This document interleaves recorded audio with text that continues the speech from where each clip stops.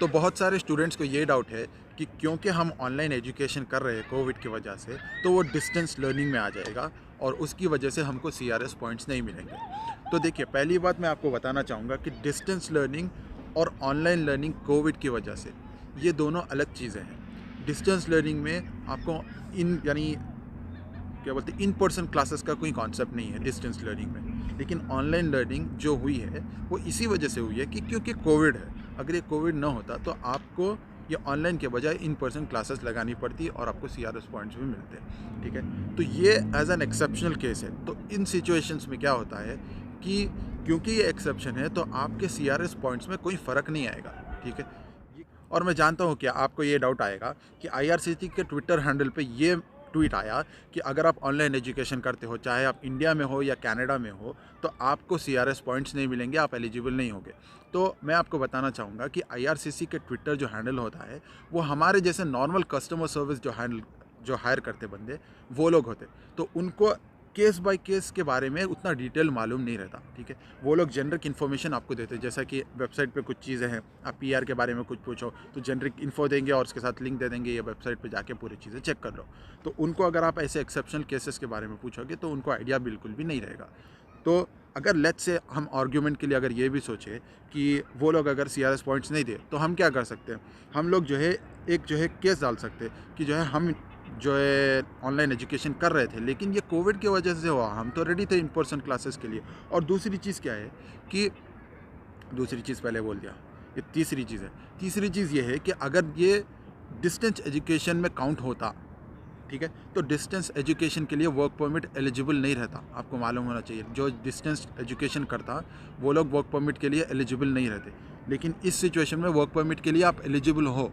ये एक केस नहीं, ऐसे बहुत सारे केसेस है जहाँ पे आईआरसीसी की ट्विटर की जो हैंडल है वो अलग इन्फॉर्मेशन है और जो है वीज़ा रिफ्यूज़ल के टाइम वो अलग इन्फॉर्मेशन है। तो आईआरसीसी की ट्विटर की जो इन्फॉर्मेशन है उसको जेनरिक इन्फो समझ के आप चलिए, उतना उस पर ज़्यादा कॉन्सेंट्रेट मत कीजिए। अगर लेट्स से जैसा मैं बोला थोड़ी देर पहले कि अगर ऐसा कुछ हुआ कि आपको इक्विवेलेंसी नहीं दिए तो आप तो वर्क परमिट के लिए एलिजिबल हो। ठीक है, वर्क परमिट के लिए एलिजिबल होना ये इस बात का जो है आपको गारंटी है कि आपको कैनेडियन इक्विवेलेंसी दे रहे हैं आपके एजुकेशन के लिए। तो और अब बात करते हैं लास्ट पॉइंट की। मैं मानता हूँ वीडियो थोड़ा लंबी होगी, लेकिन ये बात को क्लैरिटी के साथ थोड़ा डिटेल में बताना ज़रूरी है ताकि लोग परेशान ना हो आगे चल के। तो लास्ट पॉइंट ये है कि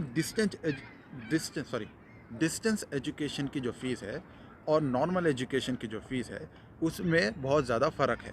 अगर आपको इक्विवेलेंसी ना देनी होती वो लोग को और वो लोग को सीआरएस पॉइंट्स ना देने होते तो आपको नॉर्मल फ़ीस चार्ज नहीं करके जो जो फ़ीस डिस्टेंस एजुकेशन के लिए है, आपको पता है कितना फ़र्क है। जनरली अगर आप नॉर्मल एजुकेशन कर रहे हो तो 15,000 पे कर रहे हो, तो डिस्टेंस एजुकेशन में आप 8 या 9,000 पे करते हो। तो अगर आपको इक्विवेलेंसी ही नहीं देनी होती तो आपको नॉर्मल फ़ीस नहीं लेके वो लोग बोलते कि डिस्टेंस एजुकेशन की फ़ीस लो बोल के। लेकिन फिर भी हम वर्स्ट केस सिनेरियो प्रेडिक्ट करके चलते हैं कि लेट्स से अगर आप ऑनलाइन एजुकेशन कर लिए ऑनलाइन एजुकेशन कर लिए, उसके बाद भी आपको इक्विवेलेंसी नहीं मिली, तो हम लोग क्या कर सकते हैं, क्योंकि आप जो स्टूडेंट्स की जो क्वांटिटी है, आप देखो लाखों में स्टूडेंट्स हैं, तो इतने सारे स्टूडेंट्स जो है एक पिटीशन डाल सकते हैं कि हमको ये पहले नहीं बताया गया या क्लैरिटी में नहीं बताया गया। वो चीज़ मैं स्टूडेंट्स को बोलना चाहूँगा कि ऐसी चीज़ों पे उतना ज़्यादा फोकस मत करिए आप। ठीक है, आप फिर भी एक एश्योरेंस के लिए बोल रहा हूँ कि आप कैनेडियन एजुकेशन जो है, यानी आपकी जो स्टडीज़ हैं ऑनलाइन, चाहे आप इंडिया से करो या अभी कनाडा से करो, आपको सीआरएस पॉइंट ज़रूर मिलेंगे। और मैं भी वही बकेट लिस्ट में हूँ। ठीक है, क्योंकि मैं भी अभी कनाडा में हूँ और मेरा भी एजुकेशन पूरा ऑनलाइन है। और आप बोल के नहीं, मैं ही बोल के नहीं, बहुत सारे लाखों स्टूडेंट्स हैं जो सितंबर जनवरी से, मैं बोलता हूँ जनवरी 2020 से यही सिचुएशन में है। तो वो लोग को भी कंसिडर करेगी ना गवर्नमेंट। इतना पैसा जब वो लोग को आ रहा है, $21 बिलियन हम जब बात कर रहे हैं $21 बिलियन की, तो कोई मजाक तो नहीं है ना। ठीक है, तो उतना टेंशन मत लीजिए आप। और मेरे हिसाब से, यानी एज़ पर माई नॉलेज और मेरे एनालिसिस के हिसाब से आपको पॉइंट ज़रूर मिलेंगे। तो ये सारे पॉइंट्स हैं जो मैं आपके सामने रखा। आई होप कि आपको ये वीडियो पसंद आई होगी, आपको ये चीज़ समझ में आई होगी। और अगर आपको ये वीडियो पसंद आई है तो लाइक, शेयर और सब्सक्राइब ज़रूर करें। एंड अंटिल नेक्स्ट टाइम, अल्लाह हाफ़िज़।